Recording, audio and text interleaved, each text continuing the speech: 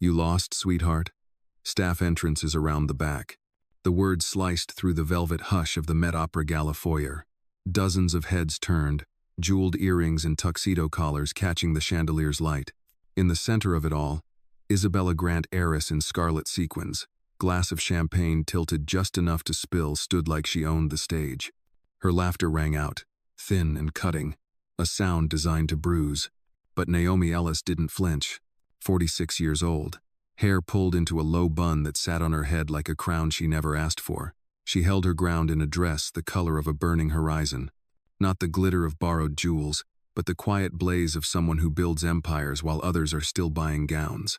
Around her, whispers crawled across the marble. Who is she? Wrong entrance? Did she even belong here? Isabella leaned closer, her perfume sharp as her tongue. Orange isn't couture, she smirked. Next time, read the invitation. Naomi simply lifted her eyes, calm as stone. She had heard that tone before at 23, when a loan officer laughed at her startup pitch. At 30, when she was asked to wait outside her own boardroom. History didn't repeat itself. It dressed up and tried again. Tonight it wore red sequins and entitlement. Isabella flicked her glass, a bead of champagne tumbling onto the marble between them like a warning shot. Met deserves patrons with class, she announced loudly enough for every donor wall plaque to hear. Not imposters in sunset-colored dresses. The crowd shifted, discomfort mixed with curiosity. Phones hovered low, just shy of record. Naomi's fingers rested on her clutch. She didn't argue. She didn't explain. Her silence thickened the air more than any rebuttal could. Across the room, a young photographer froze, lens aimed but heart-pounding, realizing this moment was bigger than a picture. Before we continue, where are you watching from? Drop your city or country in the comments below. And if you believe in dignity and justice, hit like and subscribe. These stories spark change, and we're glad you're here. Now, back to Naomi. The chandelier light painted Isabella gold, but it couldn't hide the pettiness curling in her smile. Naomi, in her blaze orange gown, didn't need the spotlight. She carried her own gravity, an unshakable stillness that made every insult echo louder against it. The foyer wasn't neutral anymore. It was a stage set for a collision, one heiress flaunting borrowed power, one black woman carrying her own, and the night had only just begun.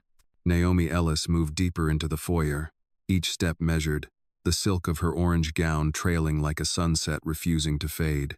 She carried no entourage, no security detail, not even the heavy jewelry that signaled status in this world. Just a slim clutch in one hand, and a composure that belonged to someone who had seen far worse than sneers at a gala. The room didn't know her story. Not yet. They saw a black woman in a bold color, standing alone among million-dollar gowns and diamond cufflinks. They didn't see the conglomerate she had built from scratch, or the $6 billion she had quietly funneled into the very foundation hosting this evening. That invisibility wasn't an accident, it was a test. Naomi had been here before. At 25, she stood outside a boardroom where her own proposal was being discussed without her. The secretary told her she'd look more credible if she wore a navy suit instead of her bright yellow blazer. She'd walked away that day humiliated but returned a decade later as the board's chair. Tonight's dress wasn't just fabric. It was defiance stitched into silk. A server passed by, tray trembling slightly under crystal flutes. Naomi accepted one, her fingers steady, her gaze unshaken. Around her, the whispers continued. Who invited her? Did she sneak in? Isabella's circle of admirers giggled softly, eyes darting between Naomi and the stage where an orchestra tuned their instruments. The heiress in red wanted the crowd's attention. Naomi let her have it for now, because Naomi knew power wasn't always in the loudest voice. It was in patience, in watching how people behaved when they thought you were beneath them. The gala was her experiment, and Isabella had just volunteered as Exhibit A. Near the marble staircase, a young journalist leaned against a pillar, notebook half hidden. He'd recognized her, at least he thought he had, but fear of being wrong kept him silent. Instead, he jotted quick notes. Heiress mocks guest in orange dress, tension rising.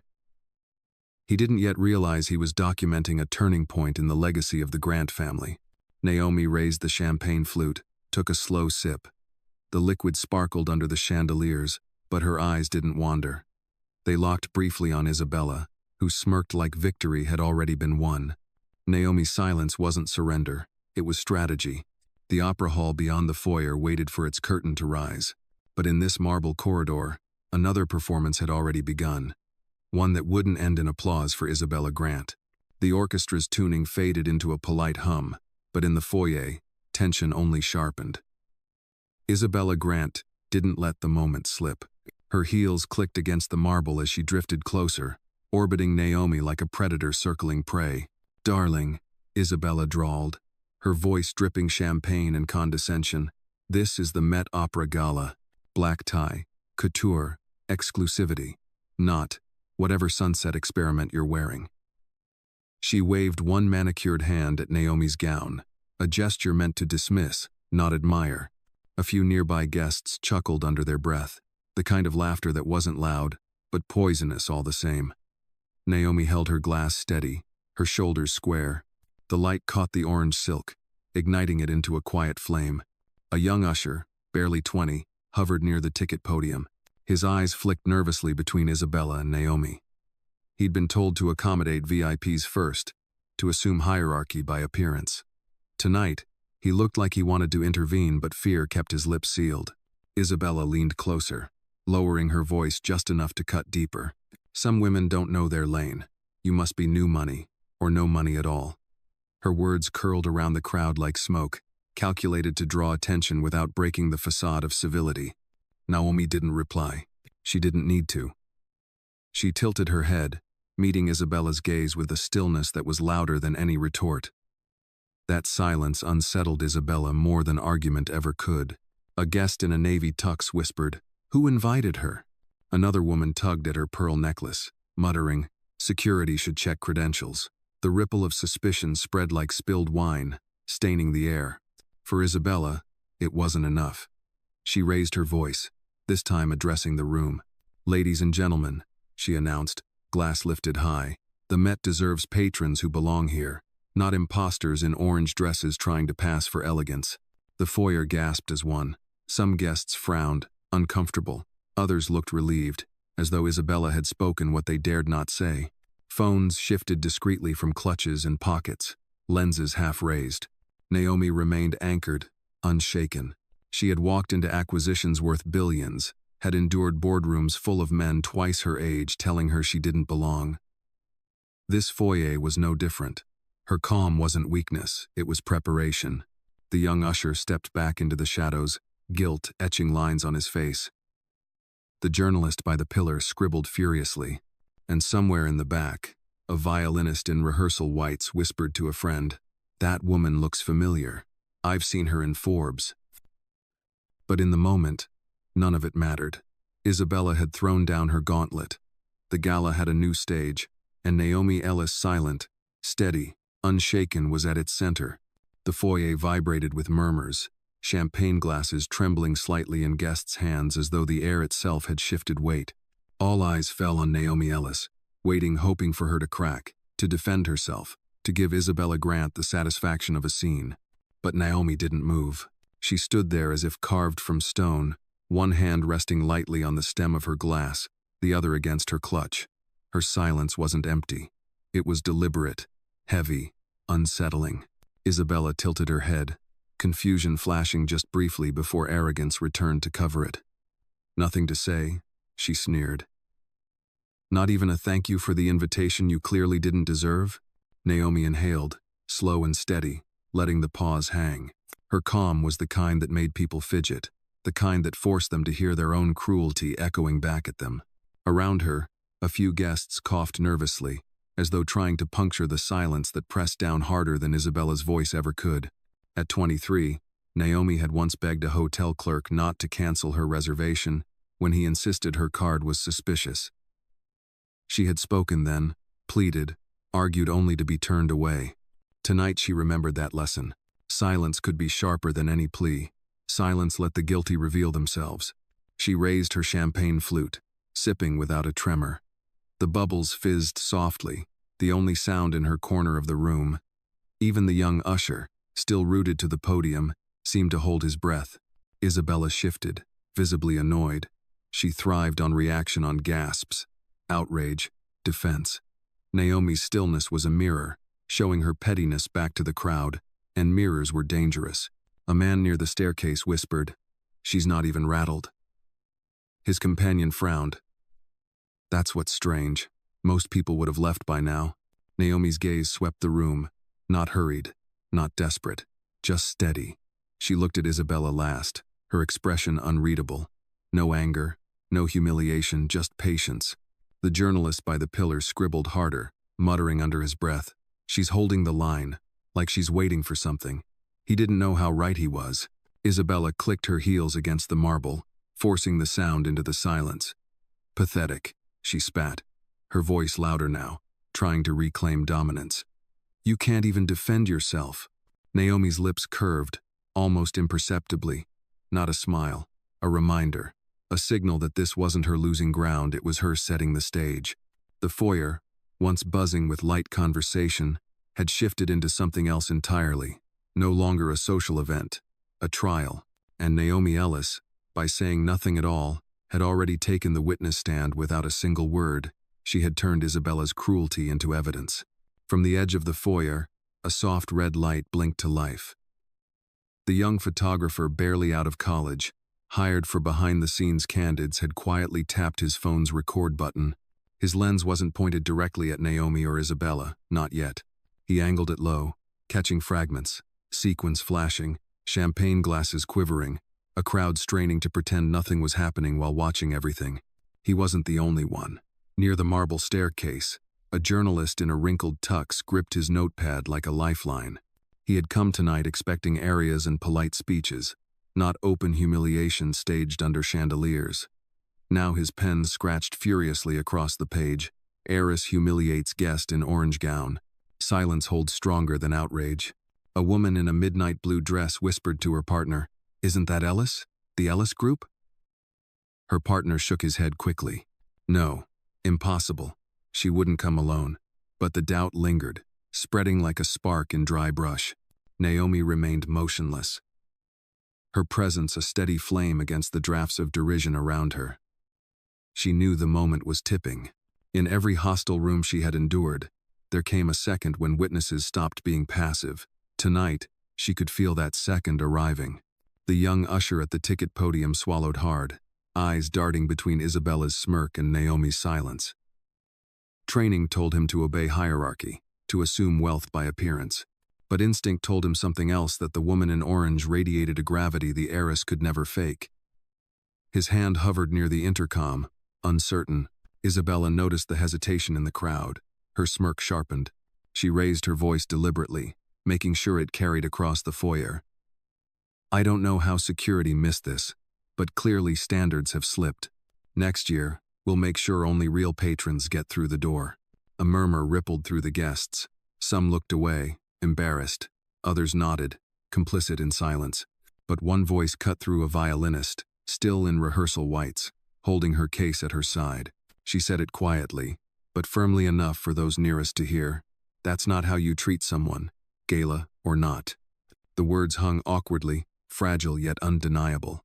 The photographer's camera finally tilted up, catching Naomi's stillness head-on. For the first time, the focus shifted not on Isabella's glittering red dress, but on the woman who refused to be diminished by it. The foyer's atmosphere changed. No longer a one-sided performance.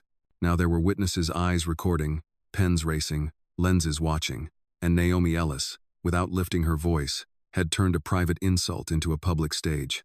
The silence after the violinist's quiet protest should have cooled the air. Instead, it ignited Isabella Grant's fury. Her laugh, high, brittle, practiced, cut across the foyer like broken glass. "Oh, please," she scoffed, turning in a slow circle so the crowd could catch her profile in the chandelier light. "You're all acting as if this woman belongs here. She doesn't even know the dress code." She let her eyes drift over Naomi's gown once more, voice curling with disdain. Orange, the color of desperation, the color of staff uniforms. A sharp gasp echoed from somewhere near the donor wall. Guests exchanged uneasy glances, but none stepped forward. The young usher at the podium gripped the edge of his stand until his knuckles whitened.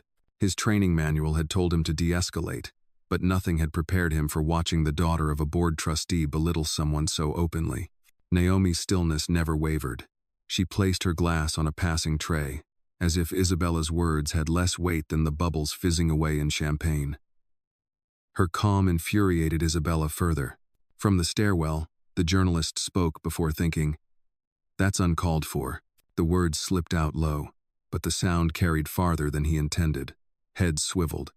Isabella's gaze snapped toward him, ice behind her smile. "And who are you?" she asked sweetly, venom tucked beneath the sugar. "Press? Always hungry for drama. Careful, you'll end up writing yourself out of invitations if you side with the wrong people." The journalist froze, pen suspended mid-air. Around him, the crowd's whispers grew louder, feeding the theater of cruelty. Then Isabella delivered her next strike. She strode forward, closed the distance between them, and with a flick of her wrist, snatched Naomi's clutch from her hand. Gasps erupted as she dangled it like contraband. "Let's see what's inside, shall we?" she taunted. "Credentials, or just a ticket stub from the balcony seats?" A murmur of discomfort swept the room. Someone muttered, "That's theft." Another hissed, "She can't do that." But no one dared step between them. Naomi didn't lunge, didn't shout. She merely extended her hand, palm open, eyes locked on Isabella. It wasn't a plea, it was a command, wrapped in silence. The foyer vibrated with unease. Isabella smirked, clutch still in hand, enjoying the illusion of control. But in that moment, she had crossed the invisible line. This was no longer ridicule. This was open humiliation in front of 100 witnesses. And Naomi Ellis, still wordless, was letting the heiress write her own downfall with every reckless move. The clutch dangled from Isabella Grant's hand like a trophy stolen in plain sight. The foyer stilled, breaths caught in throats, every guest torn between fascination and disbelief. Naomi Ellis stood centered in the silence, one hand still outstretched, palm open. "Curious, isn't it?" Isabella cooed, shaking the clutch so its clasp rattled. "Women like this walk in, pretend to belong, and think silence will make them invisible. Let's test that theory." With a sharp motion, she flipped the clasp and spilled the contents onto the marble. A slim phone, a fountain pen, and a folded program tumbled out, scattering across the floor like discarded scraps. Gasps rippled through the crowd, part shock, part complicity. Isabella leaned down, snatched the program, and held it high. "No invitation, no donor badge, nothing," she announced triumphantly. "Just as I thought, an imposter crashing the Met Opera Gala." A woman in pearls whispered too loudly, "That's humiliating." Another man muttered, "This is going too far." Still, no one moved to stop it. Naomi lowered her hand, gaze steady. Her voice did not rise. She didn't plead. She simply bent, retrieved the pen, and slid it back into her clutch without looking at Isabella. That composure, that refusal to react, made Isabella's face flush hot with anger. "Don't ignore me," she snapped, her shrill tone echoing against the marble. She stepped closer, crowding Naomi's space, and with reckless bravado, tipped the remaining champagne in her glass onto the hem of the orange gown. Liquid splashed down, staining silk like a wound in the light. The room gasped as one. A few phones tilted higher, their lenses no longer shy. The young photographer whispered, "She really did it." As his finger steadied on record, Naomi's hands remained still at her sides. Her posture didn't falter, even as the chilled liquid seeped into fabric worth more than Isabella's jewelry. Her silence deepened, becoming something larger than restraint. It was indictment. It forced every witness to confront what had just been done, not to a guest, but to someone they had underestimated. The journalist by the stairwell muttered, "This isn't a scene, it's evidence." He scribbled faster, each stroke harder than the last. Isabella, drunk on the gasps, smirked wider. "See? Not even a protest. Because she knows she doesn't belong." She spread her arms as if the crowd were her audience, mistaking their horror for approval. But the foyer no longer hummed with complicity. It buzzed with something sharper: anger, unease, recognition. The violinist gripped her case tighter. The usher stepped half forward, then back. The photographer's red light blinked steady, capturing every frame. Naomi Ellis stood in the center of it all, silk clinging damp against her skin, eyes unflinching. She didn't shout. She didn't strike back. She let Isabella write the final line of cruelty in front of witnesses who would soon realize they weren't watching humiliation. They were watching history turn. The champagne still glistened on the hem of Naomi Ellis's gown, amber under chandelier light, when she finally moved. Not with anger, not with haste, but with the precision of someone who knew exactly how this would end. She bent, gathering her phone from the marble with the same calm one might use to retrieve a dropped glove. The foyer held its breath. Isabella Grant smirked, certain she'd broken her. Naomi lifted the phone, pressed one button, and spoke just loud enough for the nearest 10 guests to hear. Initiate Foundation Protocol. Her voice was steady, cool, carrying like a command etched in stone. On the other end, a woman's reply came crisp, efficient, and immediate. Confirmed, Dr. Ellis. Protocol is active. Do you wish to proceed with withdrawal? Naomi didn't look away from Isabella as she answered. Yes. Begin transfer of all endowments from the Grant Foundation portfolio. Effective now. The words struck sharper than any slap. A ripple spread through the crowd as a few guests instinctively reached for their phones. The journalist froze mid-note, realizing the magnitude. The violinist's mouth parted in shock. Isabella laughed, brittle and panicked all at once. What are you babbling about? She tossed her hair, forcing bravado. You don't have that kind of authority. But Naomi's calm was unshaken. You mocked me in a gala, my foundation funds. $6 billion underwrites your family's name. As of this moment, it no longer does. A stunned silence swept the marble hall. For the first time all night, Isabella's smirk faltered. The usher at the podium shifted, whispering to a colleague. The journalist scribbled a single line in bold strokes. She's pulling the foundation money. All of it. Naomi slipped her phone back into the clutch, still damp from spilled champagne, and clasped it shut with quiet finality. Her actions were surgical, each movement precise, deliberate. The room no longer saw a woman humiliated. They saw a force recalibrating the very ground beneath their feet. Isabella sputtered, words tripping over themselves. That's insane. You can't just... She turned to the crowd, seeking support, but their faces weren't mirroring her triumph anymore. They were pale with realization, hungry with curiosity, edged with fear. Naomi Ellis did not raise her voice. She didn't need to. Every syllable she spoke now cut clean through the air. You wanted a stage, Miss Grant. Here at Island, let the world see what arrogance costs. The foyer, once a theater of ridicule, had shifted again. No longer Isabella's performance. It was Naomi's reckoning, silent, steady, undeniable. For a moment, the only sound in the foyer was the faint echo of a violin warming up somewhere beyond the velvet doors. Dozens of eyes locked on Naomi Ellis, waiting for her to explain, to justify, to flinch. She did none of those things. Instead, she stepped forward into the center of the marble floor. Her gown, still damp at the hem, glowed like a flame refusing to be extinguished. She met Isabella's gaze head-on, and with the poise of someone who had been underestimated for decades, she spoke. You wanted to know if I belonged here. Her voice carried, steady, unhurried. So let me be clear. I am Dr. Naomi Ellis, CEO of Ellis Global Enterprises, and the single largest benefactor of this gala's foundation. The words detonated in the silence. Conversations cut short, mid-breath. The journalist's pen stopped scratching. The young photographer's camera tilted higher, trembling now as it captured her reveal. Naomi didn't pause. She let the truth build like a crescendo. For 15 years, my company has underwritten your scholarships, your renovations, your donor wall. $6 billion of funding sits under my name. Tonight, it leaves yours. Gasps rippled through the crowd. A woman in pearls clutched her husband's arm. The usher whispered, I knew it. His colleagues stared wide-eyed, as if the marble beneath them had shifted. Isabella's face drained of color. She opened her mouth, but no sound came. The arrogance that had lit her eyes minutes ago faltered into disbelief. No, that's not possible, she stammered. My family, our foundation. Naomi cut her off without raising her volume. Your family's foundation is mine to fund. And as of this moment, mine to withdraw. You mocked the woman who sustains your legacy. You poured champagne on the very hands that have carried your name. The journalist found his voice again. muttering under his breath, "This isn't humiliation anymore. This is collapse." He scribbled the words as if history itself might slip through his fingers if he didn't. Guests shifted uneasily, their faces mirrors of dawning recognition.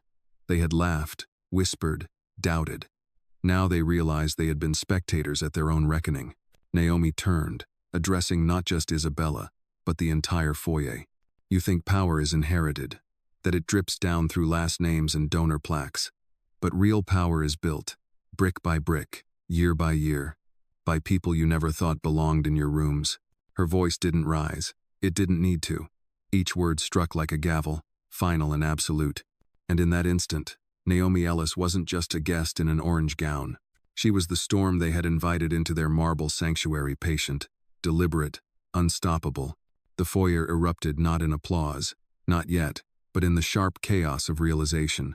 Gasps collided with murmurs, 100 conversations starting at once and dying just as quickly, each one drowned by the next. The chandeliers seemed to rattle with the weight of it.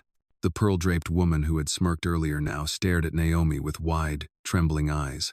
Her hand tightened on her husband's sleeve. "6 billion?" she whispered, as if the number itself might break her teeth. Her husband fumbled for his phone, already pulling up the foundation's donor records. Near the ticket podium, the young usher sagged against the stand. The line between training and truth had collapsed. She owns it," he muttered, voice thin with disbelief. His colleague nodded numbly, scrolling through a screen that displayed breaking alerts confirmation of funds already being pulled. The journalist scribbled in frantic strokes, each line heavier than the last. "Heiress mocks benefactor. Legacy evaporates in real time." He had thought he was covering an opera gala. Instead, he was recording the implosion of one of New York's most storied families. The violinist clutched her case tighter. "She told the truth," she said softly, more to herself than anyone else. Her voice carried anyway. A ripple of shame moved through the guests nearest her. They knew they had stood silent or worse, complicit. Phones came out now without hesitation. Screens lit up the marble hall like torches. Guests weren't hiding their recordings anymore. They wanted proof, receipts, viral evidence that they had been there when the heiress of the Grant dynasty was stripped bare in public. Isabella stood frozen, her sequined dress suddenly gaudy under the blaze of attention. Her smirk was gone, replaced by a desperate tightness around her mouth. "She's lying," she sputtered, but her voice cracked, brittle as glass. This is a stunt." But the crowd no longer believed her. They had already chosen their reality, and it was Naomi's. The gala's event director, a man in a black tux with sweat blooming under his collar, pushed forward from the edge of the crowd. His face was pale, his hands wringing. "Dr. Ellis," he stammered, We had no idea you were in attendance tonight." Naomi didn't look at him. She didn't need to. Her silence was acknowledgement enough, and condemnation too. Around them, panic metastasized. Donors whispered about contracts, about reputations, about what $6 billion vanishing overnight would mean for their own portfolios. A woman muttered, "Our scholarships, our programs." Her partner cut her off with a shake of the head. They knew the truth. The marble foyer had become a court, and the verdict had already fallen. Isabella Grant was guilty not just of cruelty, but of arrogance, so blind it had destroyed her own family's foundation. And Naomi Ellis, the woman they had doubted, mocked, and humiliated, now stood as the silent executioner of their illusions. The crowd's panic throbbed through the marble foyer like a second heartbeat. Phones buzzed with alerts, donors whispered of collapse, and still Naomi Ellis hadn't raised her voice once. She didn't need to. Power didn't shout, it simply moved. She turned, slowly, until her gaze settled on the event director still wringing his hands near the donor wall. Her voice was calm, but it cut through the air sharper than any aria from the stage inside. "Effective immediately," she said. "Remove the Grant name from that wall." The man's face blanched. His eyes darted to Isabella, then back to Naomi, as if searching for permission he no longer needed. "Dr. Ellis," he stammered, "that wall was unveiled only last year." Naomi's gaze didn't waver. "Then tonight, you unveil the truth." A collective gasp rippled across the room. Guests craned their necks toward the gilded plaque mounted in bronze. The Grant Family Foundation. Principal benefactor, The inscription glittered under the chandelier light, suddenly more fragile than gold leaf.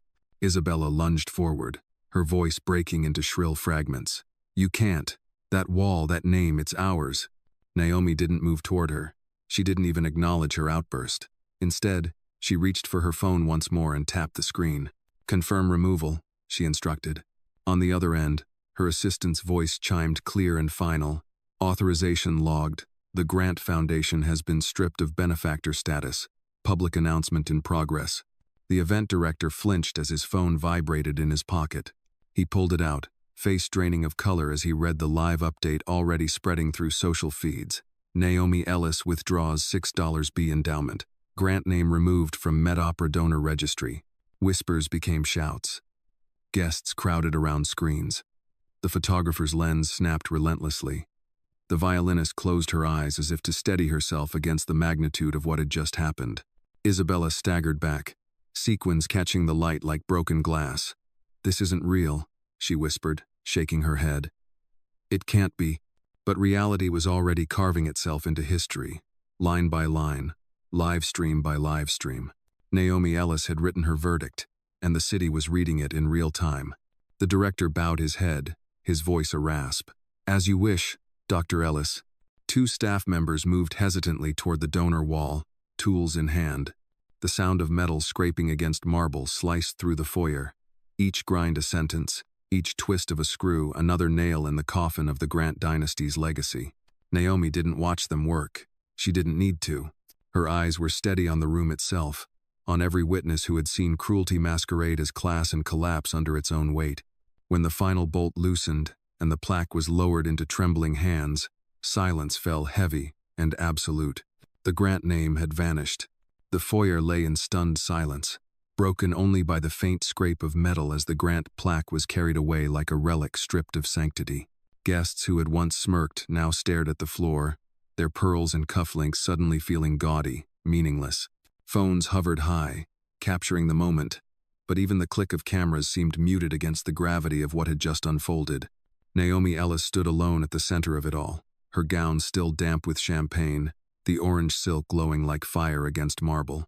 She hadn't shouted. She hadn't begged. She had let arrogance expose itself, then dismantled it with quiet precision. Isabella Grant swayed on unsteady heels, sequined dress, suddenly nothing more than costume. Her lips trembled, searching for words, but every syllable withered before it reached air. She looked smaller now, not younger, not glamorous, just small. Naomi stepped forward, not toward Isabella, but toward the gathered crowd. Her eyes swept across them, steady, unflinching. When she spoke, her words weren't a performance. They were judgment. "You think silence means weakness," she said evenly. "But silence can be power. Silence can be patience. And tonight, silence exposed the truth. No one dared interrupt.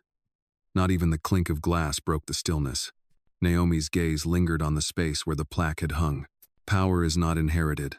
Power is not borrowed. Power is built, brick by brick, year by year, through every door you tried to close on people who didn't look the part. The journalist by the stairs scribbled the words verbatim, his hands shaking as if he feared losing even a syllable. The violinist clutched her case tighter, eyes burning. The usher straightened, no longer uncertain but galvanized. Naomi turned back to the room one last time. "You wanted me out of your gala. Instead, I walked out your foundation. Remember this night the next time you decide who belongs." "Oh," she lifted her clutch, still scarred by champagne stains, and tucked it under her arm with a finality sharper than any curtain drop. Then she moved toward the exit, her heels clicking in measured rhythm, each step echoing louder than Isabella's insults ever had. The crowd parted without a word, a corridor of silence carved in respect. Phones recorded, but no one spoke. For the first time all evening, Naomi wasn't invisible. She was undeniable. At the threshold, she paused beneath the grand chandelier, its light catching her gown like dawn breaking. She left them with one last sentence, a drop the mic that would echo long after the gala ended. "I don't need applause. I am the reason the music plays here at all." And with that, she stepped into the night, leaving marble, sequins, and shattered arrogance behind.